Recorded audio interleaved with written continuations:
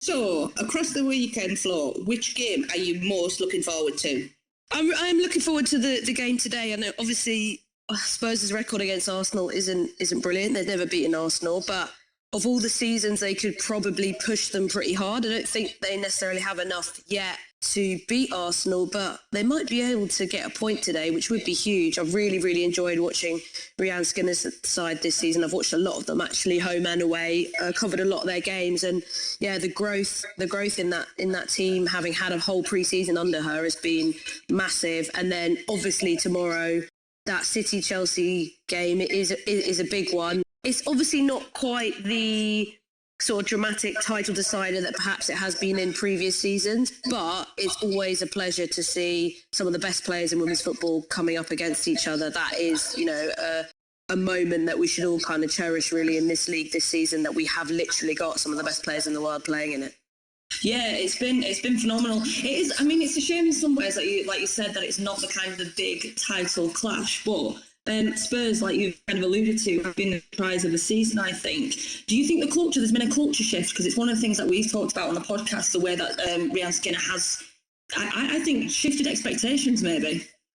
Yeah, definitely. I think she started really well when she joined the club last season. I think they were unbeaten in their first 4 or something like that. And then second half of the season wasn't quite as good. But I think just the fact they've got a whole pre-season has made a massive difference. I think recruitment's been really good as well. I've been really impressed with the players they've brought in. And I think we're starting to see this really exciting sort of middle group of teams, the Brightons, the Spurs, really kind of push on and challenge the traditional top teams. I think one of my favourite players actually this whole season has been Maeva Clemeron, who Spurs brought in the centre of midfield. She is just such a sort of peaceful, calm presence, but she's also just an absolute terrier. She wins the ball back really well, and I would say, if you can look out for her this afternoon, definitely keep an eye on her, because she's a fantastic player. So that's Floyd's top tip then. Floyd's top tip of the day is Maeva Clemeron. Yeah. I don't think we can move on from the North London derby without discussing Arsenal's Ida Ball, as we have so nicknamed it.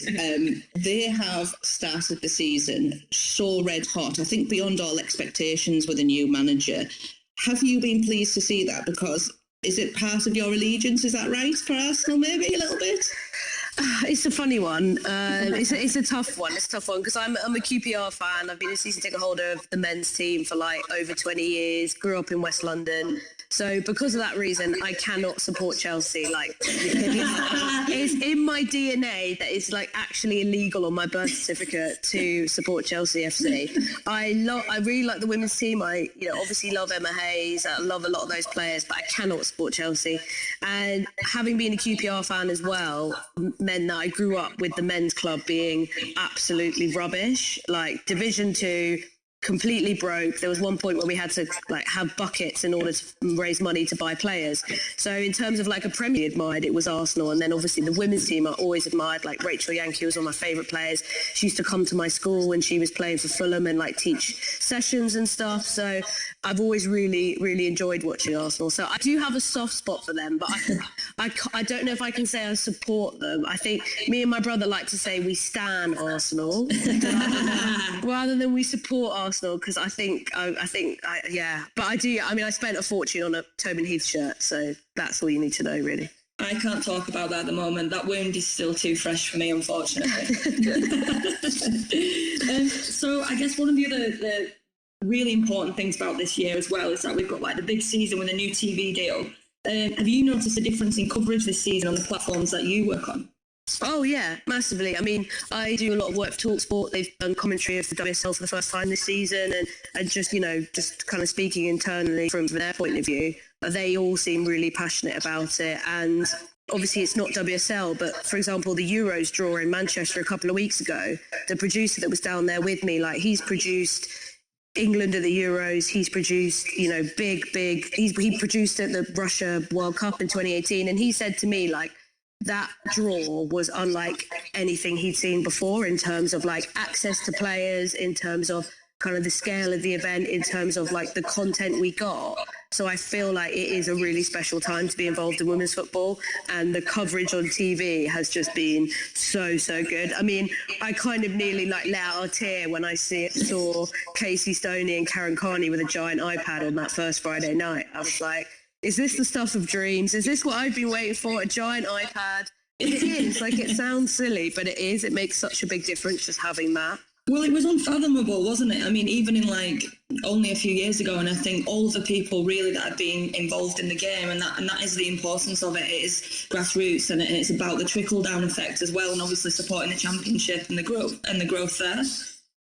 Yeah, I mean, the championship this season is such a good division. I think obviously we might not see the competition in the WSL that maybe we would like this season in terms of the number of sides competing for the title. It's probably just going to be between Chelsea and Arsenal. But when you look at the number of teams that could potentially win the championship title, it is really good. And there's a really good game, this weekend between Durham and Liverpool, which I think is across the two divisions the game of the weekend, arguably. And all the championship games are going to be on FA Player as well. So I think the championship is probably the most exciting prospect for me this women's football weekend. It's almost like we plan to bring on board someone from the championship that can talk about this. I know, right? Shocking. Very well planned, isn't it? Let it never be said we do not know what we're doing. Exactly.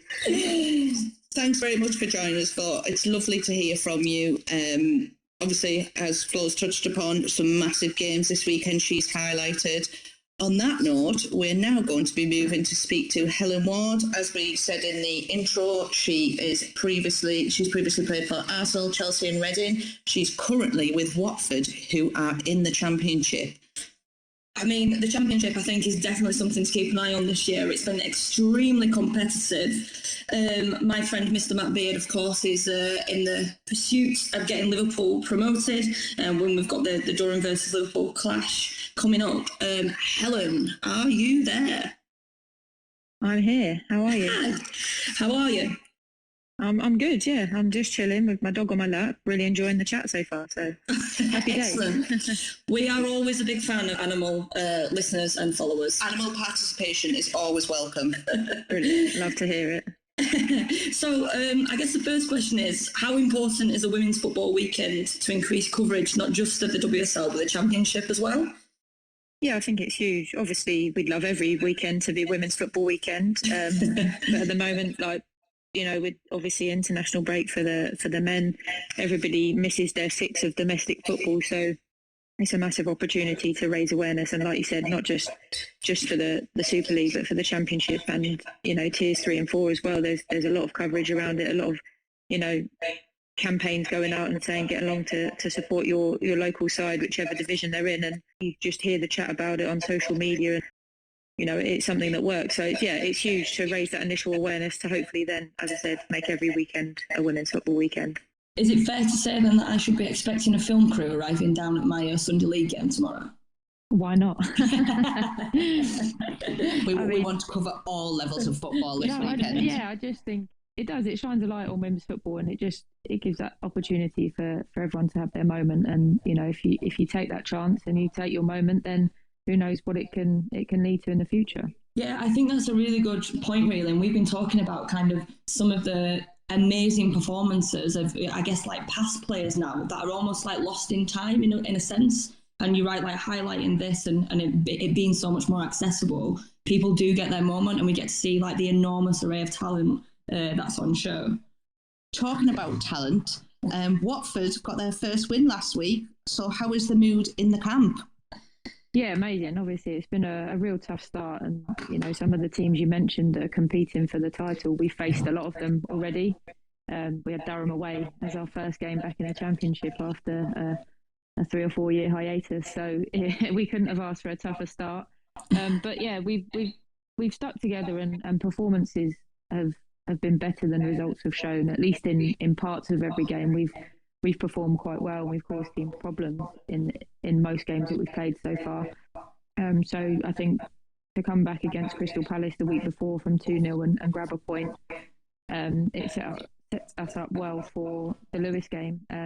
Unfortunately, I missed that one through injury, but I was sort of biting my nails. I did my session at home and, refreshing Twitter every 5 seconds. So to see the late goal go in and for us to hold on for the win was incredible. And yeah, as you'd imagine, the mood in camp this week has been fantastic. Everyone's on a high. And as I said, I think it's something that has been coming. We just haven't been able to quite finish the job off or get it done. But we did last weekend. And yeah, the mood going into this weekend against Sunderland is really high. And hopefully we can get our first home win of the season.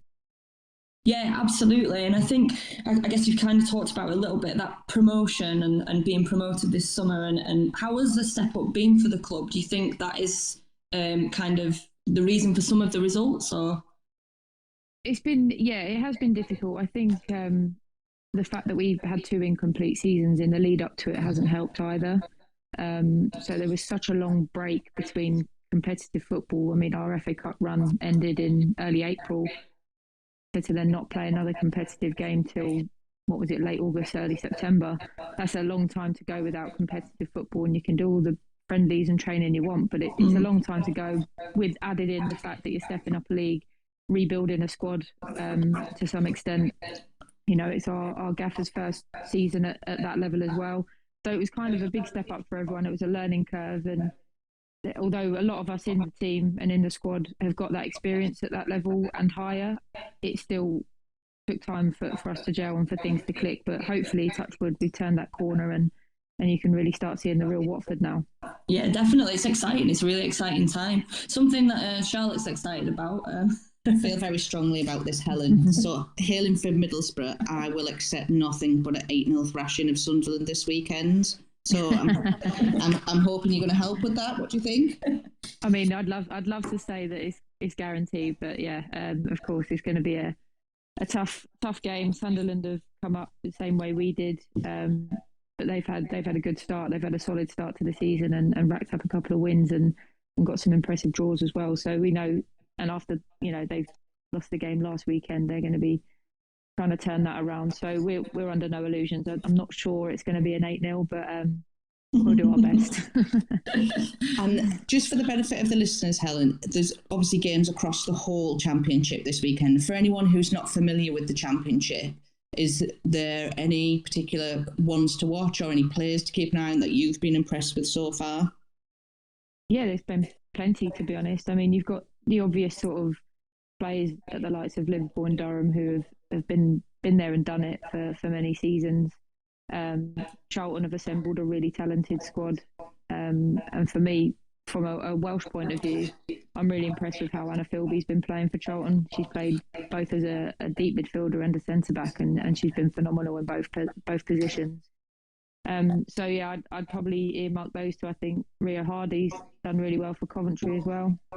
But from a Watford perspective, yeah, there's probably a few players that aren't necessarily household names. Leanne Bell has had a real troubled time with injury and illness this season. She had her appendix taken out just after the Durham game, and she's come back and she came off the bench against Palace and nearly scored a worldie to win the game, but then she managed to find the back of the net against Lewis. So I think she's a player that will surprise a few teams because not many will necessarily know about her, but she's full of fight, full of determination, and got an eye for goal as we saw last weekend.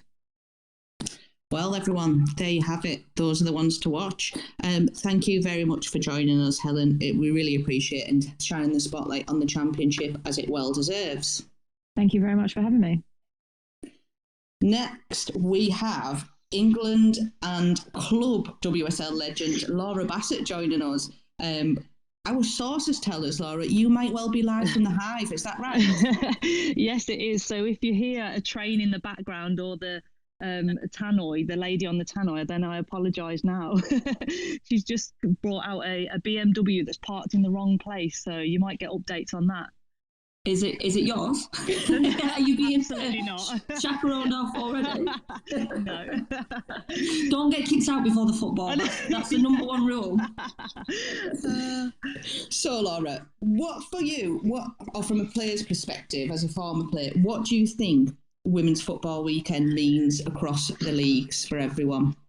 Well, I think from a player's point of view, I think players are aware of it. They're conscious. I think they know they have a responsibility to promote it. I think maybe the week leading up to the women's football weekend, I think there's maybe more social content, player interviews and appearances, maybe going out to schools or camps, handing out tickets. So I think from a player's point of view, your commitments are maybe heightened.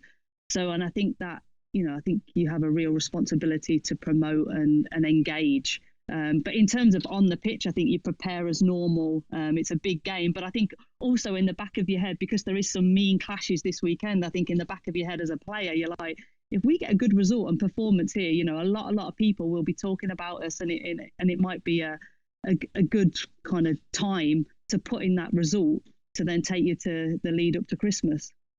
Yeah, absolutely. And I think you've kind of talked about it. Does it feel different being a player in that moment and in those big games?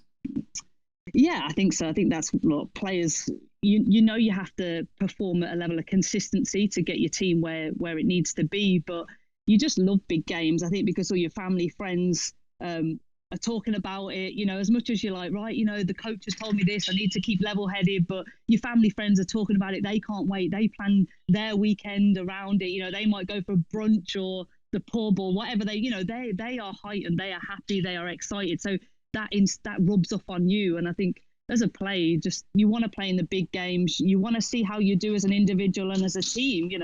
You want to put yourself against the best players in the league, in the world, and see where you fare.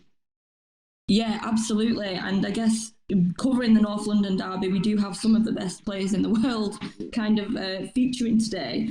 Have you been impressed with both Spurs and Arsenal so far this season? And I guess the question is, can anyone stop Arsenal? I think Flo made some really good points earlier on. In terms of Spurs, they're so competitive this year. They've made the best start. I think Rianne Skinner's settled in. I think she's had 2 transfer windows now under her belt, and that's really helped her stamp her identity in the way she wants to play by recruiting those players that she knows she can work with and that she knows will fit into her style. They've already got 13 points from 6 games, and they only got 20 points last year, so they're in 22 games, so they're well over halfway. I'm sure they're hitting a lot of indicators in that area and ticking a lot of boxes. But it's really interesting just to see the confidence and the growth of this team. And I think I watched the quarterfinal of the FA Cup when these two sides met each other, and the game was done at half time. They were 4-1 down. So today will be really interesting to see how they've matured and to see whether, I think they'll have a lot of confidence going into today's game because of their recent results and form. But, can they put in a mature performance and maybe eradicate some of the errors and mistakes that they made? But a lot of the player performances have just been amazing to watch. But I'm really interested now, between now and Christmas, how they get on. There's 7 games, including an FA Cup final against Chelsea, the Bassett game. So if they can get through those 7 games for Christmas unscathed, I mean, what a position they put themselves in. Wow, that would be a big clap and a big pat on the back for them. Definitely. Now, as a former Birmingham City stan, shall we say, to borrow a word from Flo, it's Second City derby this weekend, and Carla Ward's return to Birmingham. So what are your views on that tasty fixture? Wow, it is going to be wild, isn't it? Let's just put it out there from the off. It is going to be wild. I wish this game was a standalone game, maybe a Monday night or something, because I think everyone needs to watch this game. The narrative between the derby, it's just juicy, isn't it? I just don't think any of the two teams have this rapport and the background narrative to it with the managers, players. I think even from background staff have swapped clubs as well. Players swapping. The history, Villa have never beaten Blues in the WSL, but I think they feel that they're the bigger club. Maybe there are bigger resources, bigger budget, and those times are changing. Yeah, they've definitely mentioned that on social media, haven't they? They've basically swaggered in and been like, do you know what, we're actually here and it's ours now, the city is ours. So it is the intensity and drama on the pitch. I just hope it lives up to it. It's going to be the derbies are either like boring, aren't they, or it is just wild and you can't take your eyes off it. I just wish that people go and watch that game, because I think it's just Blues Villa. I just think it's passionate, it's intense, it's dramatic, it's emotional. A lot of probably slagging off between each other and that side of the game. And I think you have to be there to witness that. You don't sometimes get that across on the TV, do you? So yeah, I have no predictions for that game. I just wish I was there, absorbing it all in and just like it with my popcorn, like an episode of EastEnders. Right, listen, everybody who is listening, Laura Bassett has told you that you have to go and watch the second City derby, so it must be done. Okay, we're all in agreement now. Well, actually, I was about to ask you what you hope to see this weekend and if you had one wish, but I think you might have just used it. Yeah, bums on seats, electric atmosphere, just the singing, chanting, all of it, but no Mexican waves. That is banned, I'm afraid. That is a Laura Bassett ban. That's a no-go. No Mexican waves. No Mexican waves, but lots of cheering. Okay, that's the order of the day. But we're allowed to bring popcorn, yeah? Of course. Sweet and salty, though. Well, you want the mixture. That's what you basically just said, isn't it? You've got the mixture of everything. We want it all, don't we? We're just greedy. Yeah. Thanks very much for joining us, Laura. Hope the North London derby and the second City derby lives up to the billings that you want this weekend. Thanks for having me on. Thank you very much. Cheers. Okay, and finally, we are joined by Alex Ibaceta. I really hope that I've got that right, Alex. If I haven't, you can come and tell me off. So obviously Alex is a fellow podcaster. She does lots and lots of coverage of the game. She runs her own podcast, which is the Box to Box, and it's got like quite a heavy focus on analytics, which is a great thing that we've seen more and more kind of being exposed in the women's game over the last couple of years. Hi, Alex. Hello. How are you? Are you okay? We were just wondering then what game you are most looking forward to this weekend? I think the obvious answer would be Chelsea Man City, but I also don't think that it's going to live up to the same kind of standard that it has been the last few seasons. So I think I'm going to go with the solid answer of Man United versus Everton. I think that's going to be a really good matchup. And I guess we'll have to be careful how we get into this, being the Manchester United fan that I am.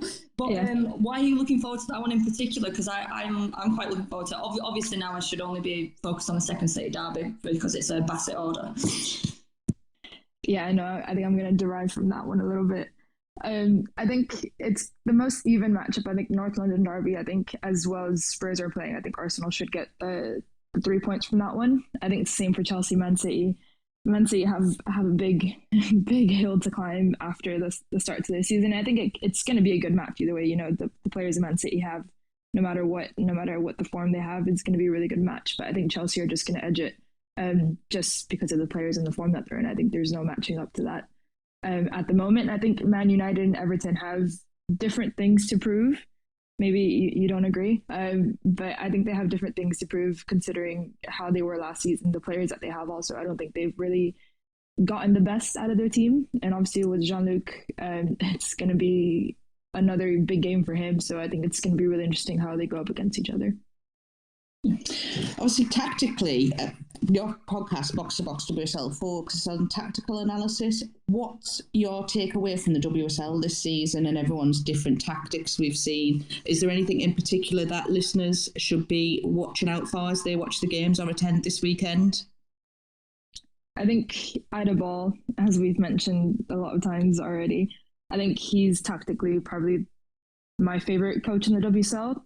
Previously, it was Joe Montemore that was the most tech savvy, and then Casey Stoney came along and obviously introduced that quite a lot. But at the moment, I think Jonas Eideball is really, really good tactician, and he sees football in a very different light than a lot of WSL managers, which is a bit more holistic around, you know, he's really big on the starting 11, but he's also big on the finishing 11, for example. You know, it's not, he thinks about a lot of things that... I think we've just lost you there, Alex. Am I back now? You're back. You muted yourself. You're on a wonderful exposition of Ida Ball for us as well. Yeah. My AirPods just to shine a light on the other. Yeah, just to shine a light on the other teams in the league. We've been particularly impressed by teams like Brighton, how they've, you know, snuck up on third place. Is there anything in particular that you think we should watch out that they've been doing that's extra special this season? I mean, you know, the Hope Powell is the queen of managerial. I think it's everything that she's done so far. You know, obviously when she took over Brighton, she knew it was going to be a project, and I think Brighton have respected that really, really well. And now you're just starting to see everything that she's put together in X amount of years. And I think getting to a place where managers and teams really, really want to be, it's not going to happen in one season. It's not going to happen immediately. You know, it's a whole process if you want to do it correctly and you want to build up an ethos and a philosophy at a club. And I think now you're just seeing everything that Hope Powell has brought in together. So Brighton have definitely, I mean, they've always been a really good side. Now it's just a matter of them progressing up, and whether that being bring in more money to get better players. But Hope Powell has established a philosophy and ethos and a style of play that has worked really well for Brighton so far. So it's just, I think when you look at Brighton, it's more about appreciating everything that Hope Powell has done for the team. Thank you very much, and thanks for joining us again for this Twitter space. Thank you to everybody this morning that's joined us. Thank you to everybody that's tuned in and listened. Obviously, the thing that we all want to achieve is let's get down to grounds. If you can't obviously get down to a ground, make sure that you get onto the TV coverage. You can catch it on the BBC, Sky Sport, or on the FA Player, which I understand there's quite a lot of live games there, so you can actually see it. And not just audio this weekend, so do make sure you do get there and enjoy one of the games, and do try and get to your local side if you can, to give Women's Football Weekend the attention it fully deserves. Please keep in touch on all socials. Let us know where you're going over the weekend. You can get in touch with the Barclays WSL account or with our TGTV account, which is TG Talk Balls. Thank you very much for listening. Have a wonderful weekend, and please do enjoy the Women's Football Weekend.